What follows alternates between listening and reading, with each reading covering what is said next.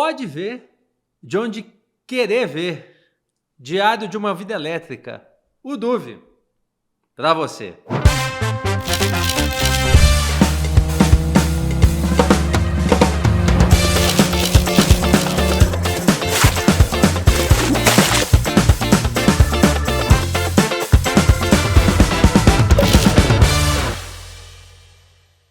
Hoje eu tenho a satisfação de ter aqui conosco uma referência, posso dizer, sem medo de errar, do setor elétrico brasileiro. Né?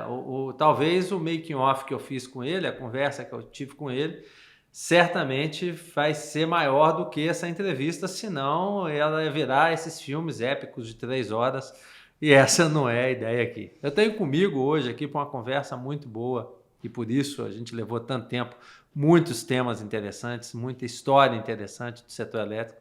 Eu tenho aqui comigo hoje Mário Luiz Menel da Cunha. Eu fui buscar a cola aqui porque a gente sempre o conheceu por Mário Menel, ou no máximo Menel. Verdade, Menel? Mais simples, né? Só Menel. E mais fácil, né? Mais cola, fácil, né? Exatamente. A história do Menel vem no seguinte: eu na escola de engenharia eu era conhecido por Mário Cunha. Uhum. Mas quando eu fui trabalhar na Celesc, só na sala que eu trabalhava tinham 4 Cunhas. Então o meu diretor, quando queria falar comigo pelo sistema de rádio da Celesc, porque eu era engenheiro de interior e ficava rodando pelo estado de Santa Catarina, ele me chamava Cunha, vinham 4. Então ele passou a me chamar de Menel e cunhou o Menel e ficou, talvez é um nome mais forte do que o Cunha, mais raro, né? Então ficou o Menel. Ficou o Menel e está aí o Menel conosco até hoje. E eu conversei bastante com o Menel, já conversamos muito em outras ocasiões. Tive a oportunidade de participar ativamente em discussões de um dos temas das instituições que o Menel capitaneia aí, que é o FASE, que é o Fórum das Associações do Setor Elétrico. Falamos bastante disso, né, Menel? E o FASE é um dos temas que a gente vai abordar aqui hoje. No FASE a gente teve a oportunidade de trabalhar, podemos dizer isso, né? Trabalhar junto ali nas pautas e nos temas do setor elétrico. Naquela oportunidade ali, eu defendendo institucionalmente a visão e as ideias da ABGD, da Associação Brasileira de Geração Distribuída, dentro do FASE, né? A ABGD faz parte do fórum. Mas, Menel, voltando um pouco, né? Dá para a gente dizer isso. Escutei algumas histórias. Para quem não sabe, Menel era um excelente zagueiro, certo? Isso é uma opinião minha, pessoal. talvez meus colegas de time não tenham essa mesma impressão. Mas eu era um bom batedor de pênalti. Certo. Eu era o batedor de oficial. Pênalti oficial do. E tem algum? Qual era a estratégia? A estratégia era olhar para um lado e chutar para o outro. Normalmente dava Funcionava? Certo. Talvez tenha Principalmente se o goleiro era a primeira vez que estava jogando. Né? E segundo o Menel me contou, eu chegava em casa com dor de... Não dá para dizer com dor de cabeça, né? Era dor de pescoço, dor né, de pescoço mesmo. Principalmente no dia de chuva, né? E como Florianópolis chove pra caramba, então era muito comum chegar com dor de pescoço em casa de tanto cabecear a bola. Então, você falou de Florianópolis, né? E essa história do futebol, mas na verdade o Menel é paranaense da fronteira, certo? Eu nasci no Paraná, mas toda a minha vivência, muito cedo eu vim para Santa Catarina, especificamente para Florianópolis. E então eu me considero catarinense, né? Apesar da certidão de nascimento ser paranaense, toda a minha vida foi em Santa Catarina. Né? E por ali estudou também, né, Menel? Estudei. Toda a minha formação escolar foi de Florianópolis, né? Eu estudei o Colégio Catarinense, famoso Colégio Catarinense, que no meu tempo era só era masculino, né? Um colégio jesuíta, hoje é um colégio misto. Mas naquele tempo era só, eu fiz no tempo do ginásio e científico, né? E ali eu me preparei, era um colégio realmente muito bom, porque eu me preparei sem passar por cursinho, nada, saí do Colégio Catarinense e entrei na Universidade Federal de Santa Catarina. Né? Então era uma boa preparação o Colégio Catarinense. E então eu daí fiz a minha graduação e pós-graduação sempre na Universidade Federal de Santa Catarina. Que é uma excelente escola, né? A gente vê Com certeza, bons, com certeza. a Elbia que teve aqui outro dia também. A Elbia tem uma ligação muito grande com o Santa mestrado Catarina. E o doutorado com ela ali. Edivaldo Santana. Edivaldo que vai vir aqui. Edivaldo, você está convidado, hein? Eu não fura, não. Conversar com a gente. Edivaldo, venha, porque é muito legal aqui e você é uma referência. Você é uma referência, né? Escreve muito bem. Muito bem. Uma pessoa espetacular. Muito bem, muito bem. E aí, voltando então um pouco em Santa Catarina, uma outra curiosidade que você me contou é que o Menel inicialmente era engenharia mecânica, certo? Comecei na engenharia mecânica, porque até o fim do curso básico a minha intenção era ir para a mecânica, mas aí veio o curso de engenharia elétrica, não existia quando eu entrei na faculdade. Ele veio mais tarde e aí foi feito, então, um convênio com a Universidade Federal do Rio Grande do Sul e a maioria dos nossos professores titulares eram do Rio Grande do Sul. Foi uma experiência muito interessante. E a Celesc era uma das incentivadoras desse curso, né? Porque ela precisava de engenheiros eletricistas. Então, além assim de olhar que a Celesc era uma coisa boa para mim, tinha uma oportunidade de emprego mais fácil. Quase garantida, né? Então... Garantida. Crispim, eu vou dizer para você que eu fui, não só eu, né, meus colegas, nós fomos disputados, porque estava se instalando no sul de Santa Catarina a Sotelca, que foi, no fim das contas, foi a raiz da Eletrosul, né? Então, estava a Sociedade Termoelétrica de Capivari, com usinas térmicas, e nós fomos disputados. Ou escolhia ir na Celesc, ou ia para Tubarão. E daí, como eu era solteiro, Florianópolis é uma cidade que você conhece, que é bonita pra caramba, 42 praias, tal, eu fiquei em Florianópolis. É melhor. Como é que o pessoal chama o catarinense? É o manequim? Manezinho da ilha. Manezinho da ilha. É o sotaque, né? O sotaque que... Consegue fazer só para o pessoal que não conhece? Você sabe, Crispim, que eu não noto, mas dizem que eu preservo até hoje. Mantém. Uai, eu também não sei por que os outros falam. Você é de Minas Gerais, né? Eu falo, gente... Como é que você viu? Você sabe que eu acabei adotando o você, né? Você pode ver que eu falo você. E em Florianópolis todo mundo fala tu, né?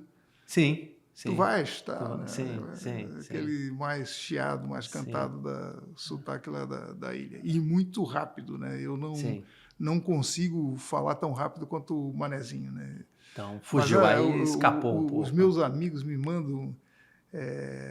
gravações que fazem de gozação na ilha, que é impressionante, que eu me lembro, eu tive, né, que já faleceu, um irmão de criação, que ele era realmente manezinho da ilha. Né? E raiz, né? Ele era raiz. Eu talvez fosse Nutella por ter vindo lá do Paraná e tal, já com algum vício de sotaque diferente.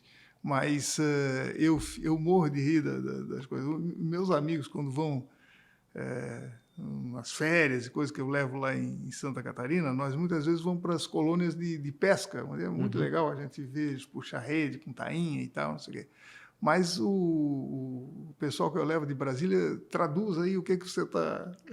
O que eles estão falando, porque eu não estou entendendo nada. É o ponto de ônibus, né? É o ponto de ônibus, que é o ponto de ônibus do Mineiro, do né? Mineiro, né? É o popopó. Popopó. É uma diversidade, né? Esse país é incrível. Mas eu vou te mandar um dos videozinhos para você se divertir um pouco com o manezinho daí. Depois a gente coloca lá na página do Diário de uma Vida Elétrica, do Turvo. Por falar nisso, gente, aí ó, se inscreva no canal para pegar essas conversas e outras tantas mais que a gente tem tido aqui. Então, Menel, aí essa passagem, né? Estudou, começou em engenharia mecânica, percebeu uma oportunidade. Só para quem contextualizar, a Celesc era a companhia, companhia, Centrais Elétricas de Santa Catarina. Ainda é Celesc? né? Celesc, E aí percebeu uma oportunidade, começou ali E ali foi, né? Dali foi Eu me também. aposentei na Celesc. Eu tive cedido ao governo federal, tive momentos de consultoria também, que eu estava com um contrato de trabalho com a Celesc suspenso, porque era um trabalho remunerado de consultoria. Mas eu me aposentei na Celesc. Eu sou aposentado da Celesc, meu plano de saúde é o plano de saúde da Celesc, que eu sou fundador em 1971 desse plano de saúde que existe, dessa fundação, né? Uhum. Na realidade, a fundação é que contrata um plano de saúde. Nós vamos falar disso mais à frente. Você gosta de fundar uma instituição, né? São quantas, né, Nel?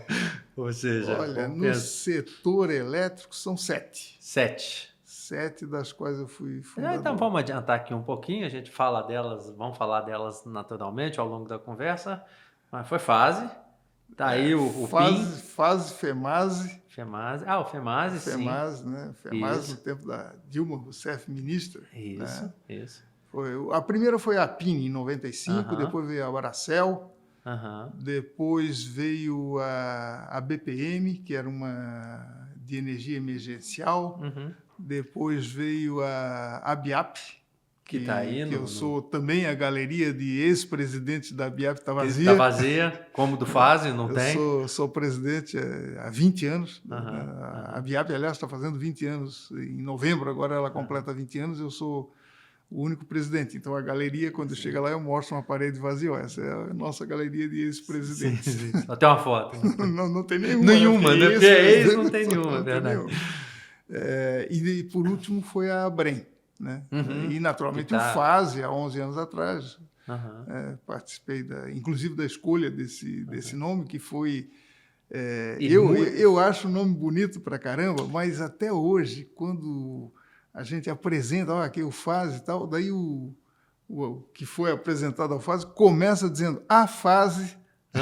E não é, né? É o fórum. É o fórum, né? Agora, o trocadilho aí interessante é que na energia, no setor, você tem as fases, né? As fases, exatamente. Então, disso, né? ficou... A fase de um projeto, as fases elétricas, né? Cabe... Mas, no fundo, é o FASE, que é o fórum, né? A mesma coisa que o FEMASE.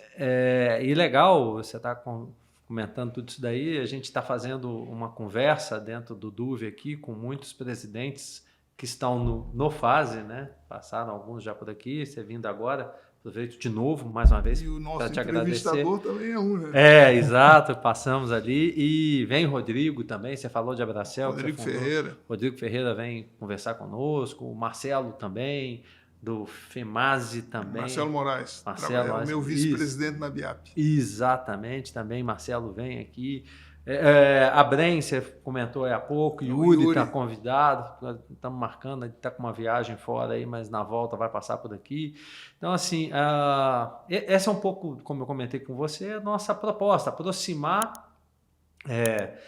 esses atores, personagens do nosso setor, que conhecem, que vivem o nosso setor, do público de uma forma geral, porque, como a gente disse também, tem uma discussão sobre transição energética, sobre descarbonização, sobre modelos de geração acontecendo, que é novo, né, Menel? Se a gente for olhar a gente fala um pouco disso também, olhar para esse momento, a gente pode dizer que talvez é uma década, né?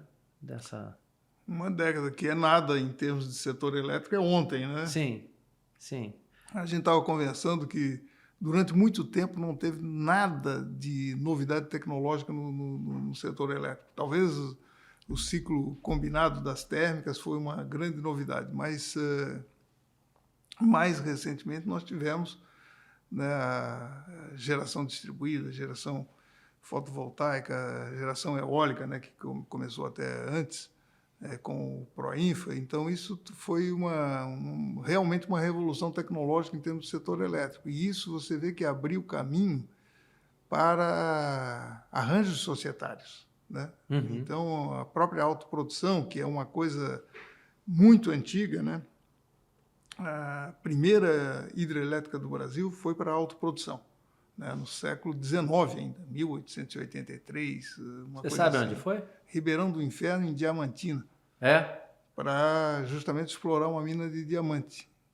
Não é Marmelos, não? Não, Marmelos foi porque ela tinha um sistema que Você está vendo que eu estou tentando puxar para o meu quintal, né? Porque Marmelos todo mundo acha Marmelo Zero foi a primeira usina, mas da América do Sul, não foi. Não foi. Ela foi essa porque parte tinha... nós vamos editar, essa parte não vai aparecer no vídeo, porque Marmelos é em Juiz de Fora, quase terra natal, então assim, quem viu mas aqui... Diamantina viu... é pertinho. De Mineiro, né? É ali? É ali. Mas eu já tinha visto, né, essa Diamantina e jurava que... Não, mas se você olhar no site da ABIAP, tem lá a história da autoprodução, daí você vai ver que tem... E foi a primeira linha de transmissão, porque a queda d'água era um pouco longe da usina, então teve uma linha de 220 volts, talvez, para chegar na mina, né? Mas então foi autoprodução. E Marmelo também, porque tinha um pouco de atendimento público e o atendimento de autoprodução. Então, por isso que ela é considerada a primeira, porque é para serviço público. Para serviço público só tinha as termoelétricas. Eram termoelétricas e daí ela foi a primeira para serviço público hidrelétrico. Era caminho para o sítio do meu avô e eu passava ali, tinha uma placa sempre, por isso mesmo. Primeira hidrelétrica então está justificado. Está justificado, desedita, pode soltar. Mas, e aí tem um tema interessante, né? Você falou aí de autoprodução em GD. Se a gente for pensar, na verdade, o modelo de 100 anos atrás era esse, né? Era GD, né? Era geração junto à carga, praticamente, né, Menel? Porque existia uma dificuldade do autoprodutor usar uma rede pública, né? Ele não poderia usar uma rede pública, né? O Código de Água de 34 e tal, e mesmo antes disso era proibido. Então, o que acontecia? Você, na verdade, como você não podia mover a queda d'água, você levava a tua indústria para junto da queda d'água, para ter a maior proximidade possível, já que você não podia usar a linha pública. Então, você tinha que fazer da fonte ao consumidor. E por que não podia usar? Tinha algum motivo específico? O nosso modelo era assim, né, para garantir vamos dizer, a exclusividade do atendimento pela concessionária, né? Então, se ela não tinha o livre acesso, o livre acesso, por incrível que pareça, só aconteceu depois da 9074, isso em 1995. E é ali que permitiu, então, aliás, a abertura mesmo veio com a Constituição, né? A Constituição de 88, no artigo 175, que ele dizia que todo seria concedido através de uma licitação pública, todo mundo podia participar disso. E só veio acontecer mesmo a regulamentação para isso em 95, com a Lei 9074. É algo muito recente, né? Muito recente, né? E ali, nesse momento, houve, assim, no mundo, um esgotamento da capacidade dos órgãos multilaterais, como o BID e BIRD, de financiar a expansão, porque antes era só eles que financiavam a expansão da infraestrutura, principalmente elétrica, no Brasil. E, secando essa fonte, nós paralisamos 22 obras, cara. 22 obras porque não tinha recursos. Então, Menel... E obras grandes, como Itá, Machadinho, várias usinas de grande porte foram paralisadas. E aí o governo chamou os autoprodutores. Por que autoprodutores? Porque eles estavam capitalizados, eram empresas de grande porte e eletrointensivas. Fazia todo sentido investir na sua própria geração, até porque com esse gap de 22 obras paralisadas, você tinha um déficit de energia. Faltar energia, né? Imagino eu. Então, você queria ter duas coisas, basicamente. Primeiro, garantia que você ia ter o suprimento, porque você investiu na sua própria usina. E segundo, travar seu custo, porque você daí ficava... É uma proteção natural, né? Você sabe quanto vai te custar. E nós estávamos começando a fazer... no começo do século, contratos de longo prazo, de exportação com longo prazo. Então, imagina você fazer um contrato de longo prazo, que nem todos os custos você consegue transferir, tendo um insumo básico, né? Por exemplo, exportar alumínio. Alumínio é 50%, mais que 50% é energia na composição do custo. Quer dizer, você fazer um contrato de longo prazo de venda de alumínio sem saber qual é o preço do teu insumo básico... Imagina. Você não faz conta. O risco é muito grande. Sim, isso.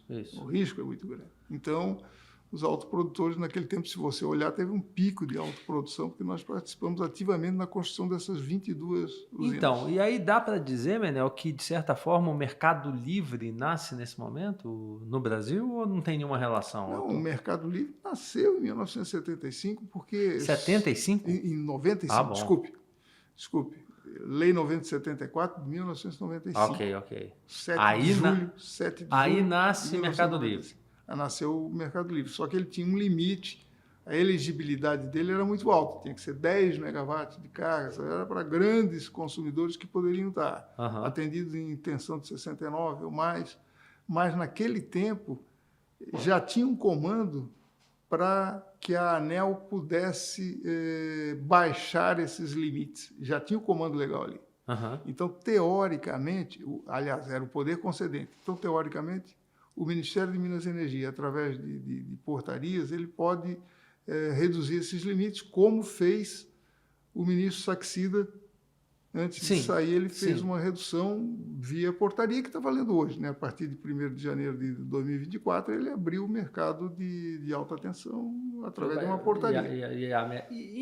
E antes dele, o Moreira Franco também fez uma portaria. Que era 3.000 para 2.000, não foi um negócio desse? Não me pergunto muito o nome de lei. Os números, 2.000 para 1.500, não, enfim, a gente acaba acompanhando isso por conta das possibilidades de negócio e de modelos de negócio, né? Então, Menel, e aí a gente tem vivido, né, até o ponto aqui do debate ou da temática é justamente isso, né? Essas transformações que nós fomos vivendo, né? Que o setor foi vivendo, né? Você contou aí um fato, né? E era fato mesmo, e até relativamente recente, né? Tava tudo programado, podemos dizer assim, né? Era tudo, eu tinha um gerador, a geração, você tinha a transmissão, distribuição, certo? Consumidor final, pronto.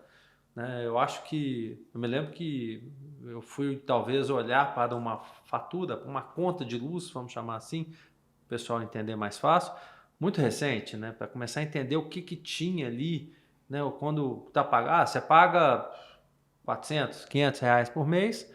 E eu imaginava, né, ainda em Minas Gerais, que eu estava pagando 500 reais por mês para a CEMIG.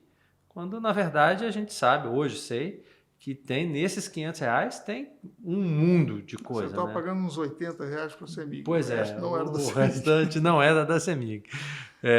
Tributos, outras... E aí a gente começa... gente, fazer uma observação aqui, fazer duas. Primeiro, inscreva-se no nosso canal. A segunda... é que a gente bate um papo antes e a conversa muda sistematicamente na medida que a gente vai conversando aqui. E pensando nisso, porque a gente vai vendo a quantidade de coisa que está entrando justamente na fatura de energia hoje, ou na conta de luz do consumidor final, e que, de alguma maneira, nós do setor estamos percebendo isso, vendo o risco desse movimento, né? Porque complicado é quando começa a entrar elementos externos, né? Depois eu vou chamar o amigo do Jabuti, porque o Jabuti não veio, Menel. O Jabuti não veio. Veio o Frog. Ainda bem. Veio o Frog, daqui a pouco o Frog entra na conversa. Mas de outros entidades. Esse Frog é coisa boa ou coisa ruim? Não, ele é coisa boa. A fauna em geral é coisa boa, a gente que atrapalha, né? O mau uso dela é que às vezes atrapalha. Como é que está isso hoje? Ou seja, né? Então, tentando sintetizar a minha pergunta, né? De quem está acompanhando também. A coisa estava bem desenhada, ou a coisa estava desenhada, ou havia uma lógica de fluxo aí. A gente perdeu, se posso dizer assim, a lógica do fluxo do técnico do watt, né, do elétron ali, porque ele só ia, né? Agora ele volta. Unidirecional, ele era unidirecional, agora ele é bidirecional, então nós temos um desafio técnico, ok. Acho que faz parte mesmo do processo tecnológico, evolutivo, perfeito. Mas eu percebo que a gente está vivendo outros desafios, né? Que também existiam, mas que agora começam a entrar mais. Então você tem desafios institucionais, políticos, posso dizer, principalmente no nosso país, no nosso setor elétrico. Como é que você tem visto isso? Olha, Crispim, é um assunto complexo. Você sabe disso. Talvez se os nossos amigos que estão gravando aqui nos dessem mais umas 5 horas, podia ser. Dava para fazer uma abertura, né? Era o prólogo, né? Vamos só contextualizar. Mas eu diria assim, o setor elétrico já teve lideranças muito fortes. O setor, não estou falando de pessoas, né? Mas a Eletrobras era dominante, né, na década de 70, quando foi criada, ela logo entrou e dominou o setor como um todo, tanto é que a geração era privativo dessa empresa. Quem se rebelou contra essa tese da centralização da geração foi a CEMIG, né? A CEMIG sempre foi rebelde, fez as suas usinas, a Copel no Paraná e um pouquinho do Rio Grande do Sul. Né? Tá. RGE? A C3E. Naquele tempo era a C3E. E depois ela foi desmembrada e foi privatizada em várias outras empresas, uma delas é a RGE.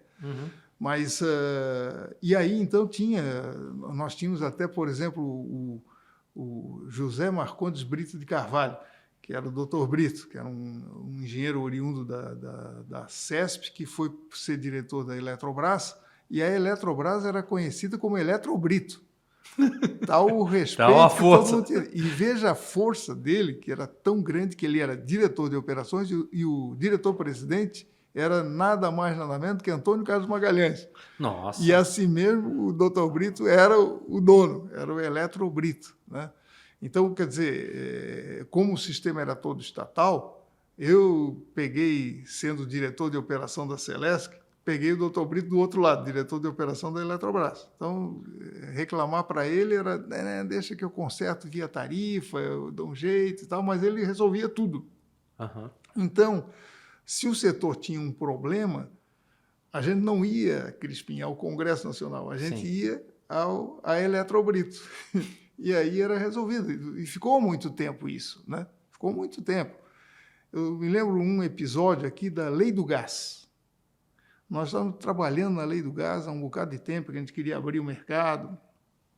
E era complicado porque você tinha um projeto de lei feito pelas distribuidoras de gás e outra pelos produtores de gás. Ok. E autoimportadores e autoprodutores. Não conversava uma com a outra, né? Até que nós conseguimos conversar, o presidente da ABGás, se não me engano, era o Laudório, do Nordeste, e aí se conseguiu um consenso. Daí nós fomos levar para o ministro, era o Edson Lobão. Ministro Lobão, chegamos a um consenso aqui entre as partes que estavam se opondo. Daí o Lobão, mas isso é maravilhoso. Se vocês chegaram, quem sou eu para discordar de vocês, pô? Bora lá. Eu estou fazendo uma lei para facilitar o gás. Se vocês chegaram ao consenso, vamos agora ao Congresso Nacional. E nós saímos dali, fomos ao Congresso Nacional e encontramos primeiro o que é presidente do BNDES hoje, o Aloysio Mercadante, senador Aloysio Mercadante. Ele estava numa reunião da CAI, quando ele viu o Lobão tinha um respeito enorme dentro do Congresso. Ele saiu da reunião, veio falar conosco, e daí nós, houve consenso, tal, porque ele estava sendo o relator de uma das versões. Daí, então, se houve consenso, vou falar com o Jarbas Vasconcelos, que é o relator do outro projeto, que é da ABGás. Fomos no gabinete do Jarbas Vasconcelos, o Jarbas disse assim, mas vem cá, se o Laudório, que foi o cara que pediu para eu fazer esse projeto, ele está de acordo com vocês? É claro que eu estou de acordo. Então já saímos do Congresso. Você vê, o Lobão era ministro. Ele levou e resolveu o assunto. Saímos com a lei do gás de lá. Não era ideal e tal, porque tinha essas... Mas foi o embrião do que está aí hoje, né? Foi sendo aprimorada, modificada ao tempo, mas o pontapé inicial foi dado ali naquele momento.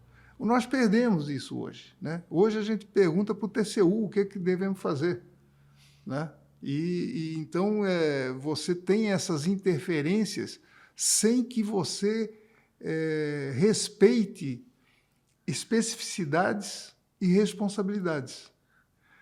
Eu te pergunto, quem foi o culpado pelo apagão do Amapá há Sim. 3 ou 4 anos? Ninguém. Sim. Porque não teve responsabilização por ninguém. Porque não, foi você que mandou, foi você que mandou, foi você... Não houve. Então não tem um responsável, porque faltou a delimitação do qual é o teu nível de responsabilidade, qual é a tua especificidade de como você deve atuar. Eu te pergunto, um sinal locacional de transmissão, ele é um aspecto de legislação ou é um aspecto de regulação? Né? Não vou entrar na discussão aqui, não vamos discutir, mas precisava ter uma definição. Não, isso aqui é regulação. Então, se é regulação, é da ANEEL. Não, isso aqui é política pública, porque eu tenho interesse na geração aqui, isso é política pública, claramente. Então, é Congresso Nacional, é poder concedente. Mas não tem isso, claro. Então, você está vendo conflitos hoje muito grandes. Né? Posso chamar um amigo para conversa, Menel? Claro. Eu vou chamar o Zói, porque ele normalmente ele vem mais tarde.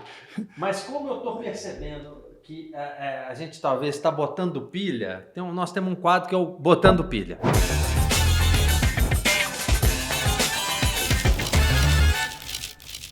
E o Zói, ele gosta, é ele que faz algumas perguntas no Botando Pilha, e hoje a gente tem uma participação especial, eu já falei, que é o Frog, que é o amigo do Zói e amigo também do Jabuti. Então nós temos hoje aqui o Zói, tá aí, né? Tá sempre de olho, instigando e tal. E Jabuti não pôde vir, ficou em Brasília, mandou o Frog. Se você tivesse me falado, eu teria trazido. Ele tinha vindo com. Não traz o Jabuti, não. Ele vem sozinho. O Jabuti, Menel, a gente sabe que o Jabuti ele vem sozinho.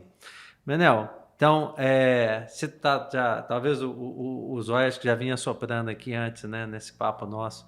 E eu tenho visto muita recente, né? Eu que te acompanho, a gente está junto, como eu disse no início, e bastante considerações, proposições suas, até pela função. Né? Hoje você é presidente do FASE, que é o Fórum das Associações do Setor Elétrico. Sim. Ali são 33 associações. Né? Imagina, você tem, ali está, desde a Beólica, a Besolar, a BGD... distribuição, enfim, distribuição, a Brad, imagina, tudo. Cada um tem um olhar e participamos todos nós do mesmo setor. Não bastasse isso, né? A GD defendendo a GD, que é natural, é isso óbvio. Mesmo, né? Por isso existem as associações, né? A Besolar defendendo a Solar e por aí vai. Em alguns momentos a gente está numa mesma vibe, né? Numa mesma defesa, em outras circunstâncias, percepções e defesas diferentes, né? A PCH também fazendo as contas. Enfim, tá todo mundo ali. Acho que o FASE te parabenizo, aproveito para fazer um parênteses aqui, parabenizar pelo trabalho que você faz, porque eu sei que não é fácil, eu fico imaginando percepções do mesmo negócio de pontos de vista diferentes. Não bastasse isso, né? E aí muito disso quem me disse aqui foi o Zói, não bastasse isso, a gente está vivendo nesse momento que você está trazendo agora, a gente falou disso, que de repente, instituições públicas participando, opinando e interferindo muitas vezes em temas que talvez não lhe dissessem respeito ou daquela forma não lhe dissessem respeito. Então você vê a ANEEL tentando de alguma maneira, né? Me lembrei dessa discussão toda na hora que você falou de sinal locacional. Sinal locacional eu sei quanto foi discutido, exaustivamente discutido e tudo, de repente ele muda, não dá nem para dizer 360, que senão ia voltar para o mesmo lugar. Ele muda 180 graus e vai para um outro extremo. Né? A ideia é que era uma passa a ser outra por uma posição, podemos dizer, de certa forma, política. Né? Um posicionamento político. E não só na questão do sinal locacional, em tantos outros temas, mas eu percebi isso, que muitas vezes a gente saiu de uma discussão técnica, que é fundamental, né? E a gente tem boas instituições técnicas no Brasil que discutem esse tema. A ONS é uma boa instituição, a própria EPE traz bons dados, faz um bom trabalho, a ANEEL é fundamental, a discussão que ela traz, e de repente a gente começou a ir para discussões, ou seja, colocar uma decisão que é técnica para o Congresso decidir. Como é que está sendo isso, né? E num momento intenso, né? Porque a lógica deixou de ser aquela lógica unilateral, unidirecional, melhor dizendo, passa a ser bidirecional. Então tem o tema, de novo, tem o tema técnico e agora essas questões todas. Uma pessoa que está no setor já pelo menos uns 5 anos, né? Ou um pouco mais, né, Menel? Ajudei na idade, hein? Como é que é isso? Como é que você vê isso na tua experiência de quem foi governo, foi setor público Estive no outro lado da mesa. Teve, enfim, conhece, pode dizer com propriedade. Como é que a gente conserta isso e por onde a gente começa a consertar?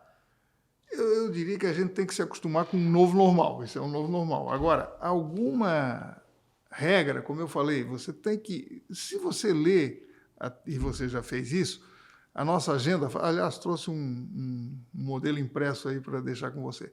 Mas a agenda fase, ela bota governança. O primeiro item que nós colocamos, governança, né? E a governança setorial...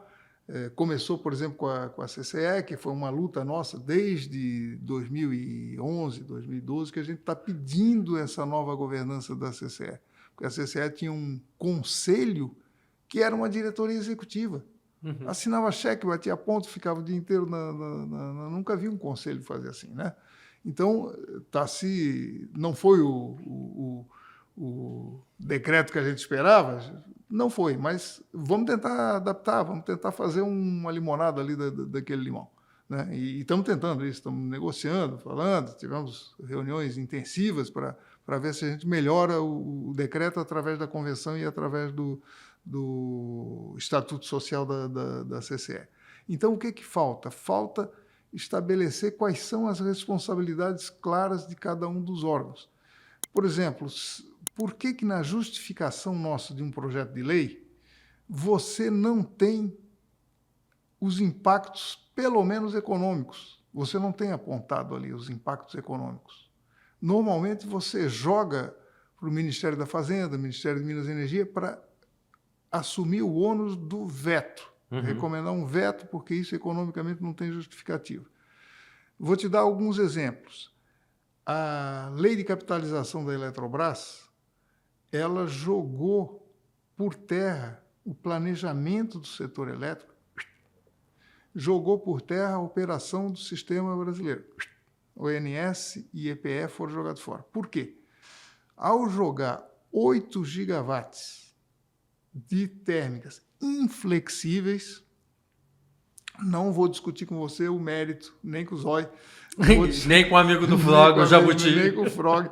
Não vou discutir o mérito disso. O mérito. Precisamos 8 GB? Precisamos. Uhum. Pode ser que a gente precise. Vamos aumentar muito a GD, graças a Deus. Uhum. Vamos precisar mais estabilidade do sistema, robustez operacional, etc. As térmicas provém isso. Mas se você falar com o CIOC, se você falar com o Cristiano Vieira, se você falar com o Zucarato, com o Praz, nenhum deles vai dizer que ele precisa de inflexibilidade nas usinas. Eles precisam de usinas flexíveis para poder disparar a hora que eles querem. E não ser obrigado a disparar. Se você pegar hoje que nós estamos numa situação confortável hídrica, se você olhar o despachável pelo ONS, hoje, é menos da metade do despacho total. Então, mais da metade, nós despachamos aí 80, vamos falar número redondo, 80 gigawatts médios, nós temos 37 de despacho controlável pelo ONS. O resto são inflexibilidades, são restrições ambientais.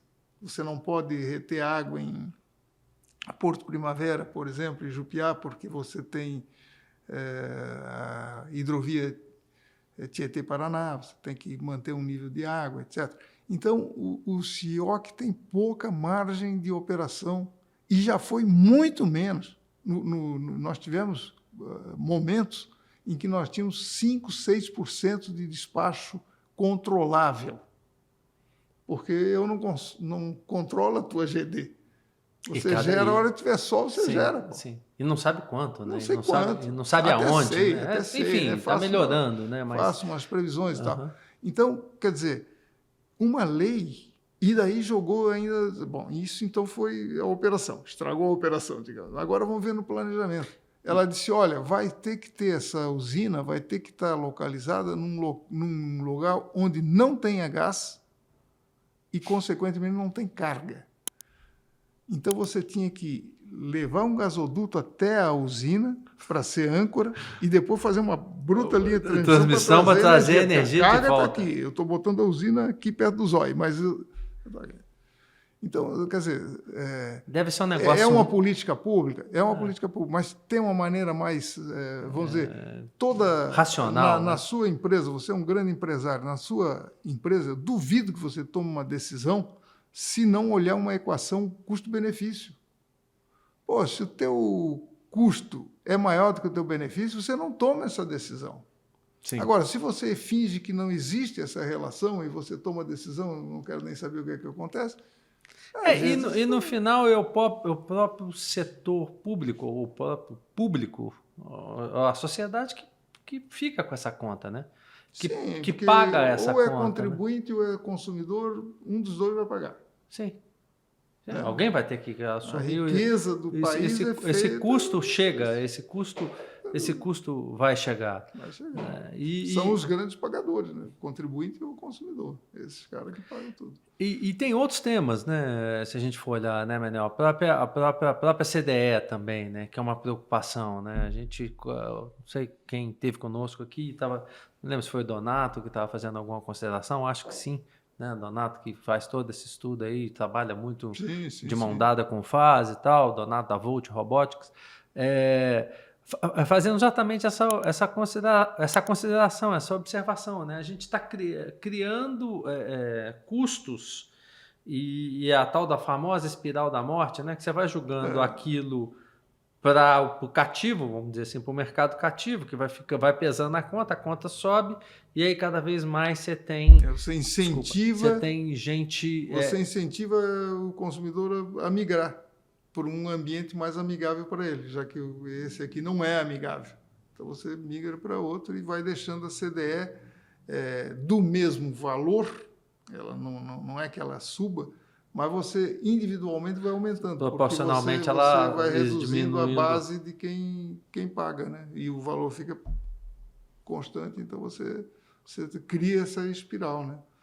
Que é insustentável. Você viu, você estava lá no dia que eu entreguei a agenda para o ministro disse, nós estamos indo para a beira do precipício. Uhum.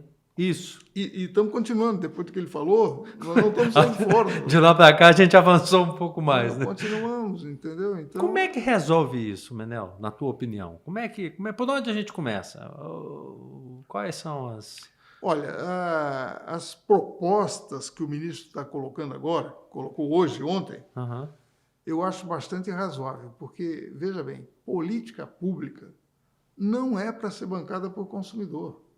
Se você disser assim, pô, mas você é contra o baixa renda? De jeito nenhum. Acho que nós temos que proteger baixa renda. Mas nós não podemos botar isso na conta do consumidor. Sabe por quê? Porque o consumidor, a energia elétrica, ela está na base da cadeia produtiva. Sim, qualquer coisa é o que a gente falou. Né? Se você botar preço de energia na chapa de aço, automaticamente você aumentou o preço do automóvel. Lá na ponta. Aumentou pra caramba o preço do automóvel. Então, ele se propaga em toda a cadeia produtiva. Se você joga dentro do orçamento do Tesouro Nacional, ela não tem esse tipo de propagação. É mais fácil de você controlar. Então, eu acho que é mais inteligente colocar políticas públicas na conta do contribuinte, ou seja, no Tesouro Nacional, e não no consumidor. São os dois que pagam. Um dos dois vai pagar. Acho melhor botar no contribuinte e não no consumidor. É mais fácil aonde? No consumidor. Pendura na CDE, aceita tudo, vamos em frente. Sim. Até para evitar, talvez, toda essa discussão que às vezes é necessária. Então, é isso que a minha visão é essa. A CDE, ela está cheia desse tipo de coisa. Né? Ela está muito... já sobrecarregada. Sobrecarregada com isso. Agora que nós estamos pensando, puta, não dá mais para subir. E digo mais, se você olhou a agenda nossa, você vê que a CDE, se você olhar um pouquinho mais para frente, digamos que a gente consegue fazer a conexão com a Venezuela mais rapidamente, que já está pronta a linha, é só fazer uma revisão de linha e tal, mas você chega com a linha lá de Manaus a Boa Vista, pô, você tira 12 bi da CDE. Porque você tira o custo de combustíveis, né? Tira de custo de combustível. Perto disso, né? Porque sim, Roraima é o maior item, porque tem Boa Vista, tem tudo que é... Então, você tira uma parcela grande da CDE. Lembra que só aquele cadastro que nós fizemos no tempo do governo Bolsonaro, por conta da Covid, houve uma facilitação do cadastro de quem tinha acesso a receber um subsídio do governo em dinheiro, que ia na Caixa Econômica e tal. Daí, esse cadastro ia valer também para a energia elétrica. Com isso, nós passamos de 5,8 milhões de famílias para 11 milhões de famílias. Sim. Tá? E com isso, você dobrou o valor da conta Acho que é conta de desenvolvimento social. Tarifa baixa renda. Tarifa baixa renda, sei. Você dobrou. Então, quer dizer, são coisas que você pode aliviar. Depois você tem recursos lá na PPSA, dos contratos de petróleo e tal, que o ministro quer usar. Eu acho razoável. Sim. Acho que é razoável. Você está fazendo... É uma boa troca, né? Porque você está hoje, né? Hoje no jornal chama a CDE de um fundo, né? Um fundo mantido por você, né? Cada um de nós está mantendo perigo, né? esse fundo de 37 bilhões de reais. É muito dinheiro. Né? É muito dinheiro, em qualquer lugar do mundo é muito dinheiro, né? Então, essas medidas que o ministro está colocando, está sugerindo, porque isso é uma negociação que ele vai ter que ter habilidade para conseguir, mas eu estou aplaudindo porque você não tira recursos do setor elétrico, porque o setor já não aguenta mais esse tipo de coisa, né?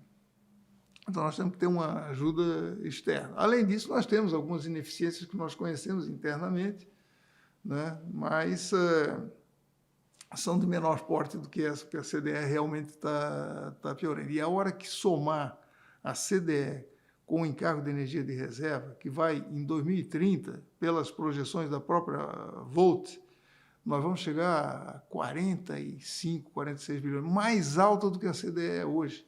Ou seja, somando as duas, dá 100 bi. 80 bi, vai. Então, é dinheiro, né? É muito dinheiro, né? Então, é insustentável, porque daí, veja, o início da conversa foi a espiral da morte. Então, isso aí vai jogar para dentro da tarifa. Joga para dentro da tarifa, cresce de novo. Ficar lá em cima. Não dá, né? É insustentável. Na verdade, a gente sabe que não vai pagar. Quem puder sair, vai sair. Então, daí volta, vamos olhar como é que está sendo feita a expansão do sistema hoje. A expansão do sistema, sem ser em baixa tensão, ela está sendo feita através de um arranjo de autoprodução. Sim. E é um arranjo de autoprodução que está sendo combatido pelo governo, porque ele é um mecanismo de fuga do pagamento da CDE, né? Então, esse é uma coisa que a gente tem que tomar um certo cuidado de combater, porque ele está proporcionando a expansão do sistema.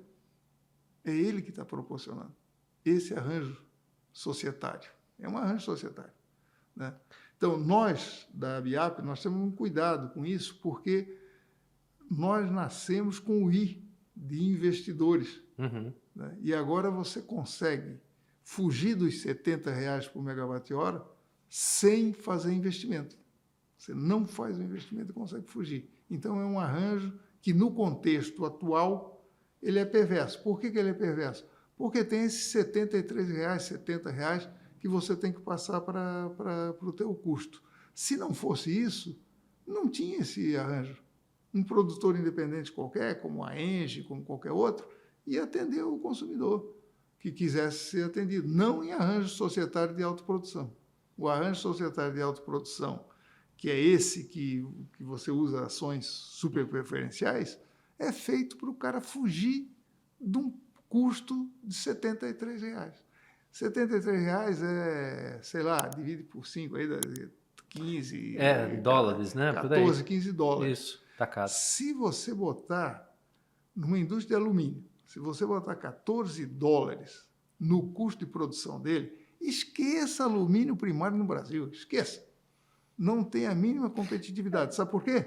Porque ele tem energia fora do Brasil a 45, 40 dólares. Se ele arranca de 14, sim, não sobra margem para ele sim. de energia, entendeu? Então, a indústria brasileira vai... Você vê que uma coisa, no final das contas, e é assim mesmo, né, Manel? Uma coisa puxa a outra, né? Ou seja, a gente está falando em reindustrialização no Brasil, né? É quase um outro tema, né? Mas para você pensar em reindustrialização, você vai precisar pensar em toda a discussão de ESG, eu preciso ter essa reindustrialização na base energética, tem que ser renovável, ou deveria ser renovável, e aí a gente começa a esbarrar nessas questões. Você esbarra no custo da energia, e a gente falou um pouquinho também, né? Você começa a ter sobra de energia, mas você não tem preço mais baixo, que é uma outra dicotomia, né? Porque eu que fiz economia da mão invisível do mercado Adam Smith, né? Se sobrava, ficava barato. Se faltava, ficava caro. A gente sobe e continua caro, né? E vai ficando mais caro. É o nosso paradoxo de da mão invisível, né? Dá para a gente pensar nisso daí. Então, voltando, né? Eu sei que a gente brincou aqui, senão vida 5 horas, não é a ideia do podcast, mas a gente temperar com isso daí. Alguma coisa a gente precisa fazer, né? A discussão aumentou porque a complexidade aumentou, é o óbvio, e a gente precisa de ação, né? Precisa tanto do poder público refletindo a respeito, acho que tem que ter o lado técnico dizendo para onde vai, o que deve ser feito.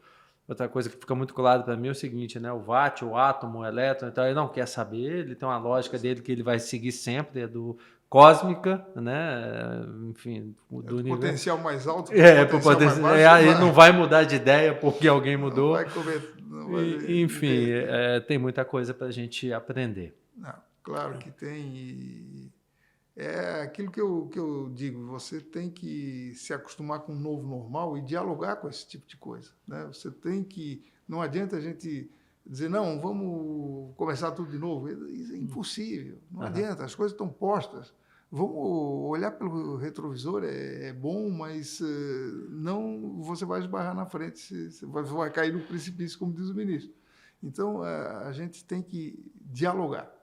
Eu acho que a solução passa por diálogo, né? Dentro dos limites de responsabilidade. Eu, por exemplo, fui no encontro de líderes que você estava no ano passado. Eu recebi um desafio, né? Propõe uma solução aí que nós implementamos a solução, né? A minha resposta foi, olha, eu sou um mediador. E você sabe disso, você está lá dentro, você sabe que se você tem uma dúvida com o Sauaia ou com a Elbia, não sei o que, vem cá, Crispim, vamos, você não dá para fazer assim e tal, você não cede aqui, Sauaia, isso é mediação. Agora, eu não posso dizer, Crispim, você tem que fazer tal coisa. Eu não posso dizer, eu não tenho caneta na mão para isso. Sim. Né? E não ia funcionar também. Então, a arbitragem não é minha, não é do setor. O setor não tem capacidade de arbitragem. O setor tem grandes líderes nós temos, mas não temos o que faz um líder de governo, de nação. É o cara que tem uma caneta forte na mão para dizer, eu sou o árbitro, não sou o mediador. Vocês já fizeram a mediação, chegaram aqui, mas eu vou decidir desse ou daquele jeito. Então, esse diálogo, que naquela reunião que nós entregamos a agenda do FASE para o ministro se propôs a começar um diálogo. E realmente o Arthur Valério, que é o secretário executivo, o novo secretário executivo, ele tem se esforçado nesse sentido, né? Eu sou testemunha disso, que eu tinha uma reunião com ele 6 horas da tarde, ele chegou 10 para as 6, eu fiquei satisfeito, disse, pô, ministro, chamei ele de ministro, 10 para as 6 hoje vai dar no horário dele, Manel, infelizmente eu tenho uma péssima notícia para você, eu estou agora indo para para minha audiência das 3 horas. Eu vou receber o pessoal das... Era só de passar, só vim te avisando. Tem que ter um celular aí que você tem trabalho. Então, eu fiquei lá no Ministério, fiquei até às 10 horas da noite. Daí, foi bom, porque eu era o último a ser atendido, deu para conversar um também pouco, não tinha ninguém pouco depois, melhor. né? Então, quer dizer, ele está tentando, né, dialogar, chamou as associações, está indo de uma em uma para ver quais são as principais demandas, exigindo, depois da reunião, um resumo. E eu acho que nós temos que estar pronto para ajudar. Pronto para ajudar, porque o diálogo constrói alguma solução. Porque não adianta dizer, a culpa é do TCU, a culpa é do Congresso Nacional, jogar a culpa nos outros. Não vai resolver. Né? Não vai resolver. Sentar Nunca eu sou o culpado. O culpado é porque ventou muito, porque choveu muito, porque está muito seco. Porque não adianta. Tem que olhar essa situação conjuntural. Crise tem uma definição, né, que é o curto prazo. Então, nós estamos vivendo uma crise permanente? Não existe. Então, nós estamos vivendo uma nova situação que nós temos que nos adaptar a essa nova situação. É uma situação de confronto? Porque é uma situação que reflete a política até mundial. Você está vendo o caso de Portugal? Sim. Elege um cara, mas o cara não tem a maioria, tem que fazer composições. Guerras, duas guerras grandes, duas, né? Simultaneamente, nós estamos vivendo. Uma guerra na surdina dentro dos Estados Unidos. Uma nova Guerra Fria, de certa forma, também. Né? Então, isso vai se traduzindo, né? Uma escala. Você tem movimentos de direita, movimento de esquerda. Então, a nossa situação é essa. Não adianta, o ideal seria que a gente voltasse até o Dr. Brito na presidência. Não adianta. O mundo é outro. Vamos olhar para frente, o mundo é outro, vamos dialogar e vamos chegar a algumas soluções. Tem solução? Tem. Não, já que tivemos a Eletrobrito, né, que era a Eletrobras, que talvez a Eletronel. Enel. Menel. Enel não. Não, Enel não. Enel ela tem alguns problemas para resolver. A Eletronel do Menel. Acho que você não vai querer, não, né, Menel? Não vou querer, não. Eu estou muito velho para isso. Menel, chegando na reta final aqui, é uma pergunta que normalmente eu faço para os nossos amigos, amigas, entrevistados que têm tirado um tempo para conversar conosco, sempre conversas onde eu aprendo muito. Tem sido muito bom, posso dizer isso, para o meu aprendizado no setor. É o momento elétrico, né? Então, agora a gente chegou aqui no finalzinho, no momento elétrico, a pergunta para o Mário Menel qual foi o momento mais elétrico da vida do Menel? E aí esse elétrico ele pode ter uma conotação de vida, uma circunstância de vida, ou até um momento elétrico do profissional, do setor, enfim, tal. Qual foi o momento mais elétrico no diário de uma vida elétrica do Menel? Olha, um episódio assim que me marcou muito a vida foi eu, engenheiro recém-formado, e me colocaram, a Celesc, que era uma empresa pequena que estava se interiorizando. Então, me colocaram, tinha uma usina, uma PCH, no interior de Santa Catarina, e ela estava com problema, tinha queimado um gerador, e daí foi mandado rebobinar o gerador e acertar e tal, e daí tinha que ligar o gerador, e estava com dificuldade da gente conseguir fazer ao tempo. E era a terra da minha mãe, a terra que a minha mãe nasceu, então o meu primo contou para a cidade toda que eu ia dar à luz. Literalmente, então, criou aquela expectativa de que eu ia dar à luz. E aí, como é que você faz? Porque o gerador está com muita umidade e tal.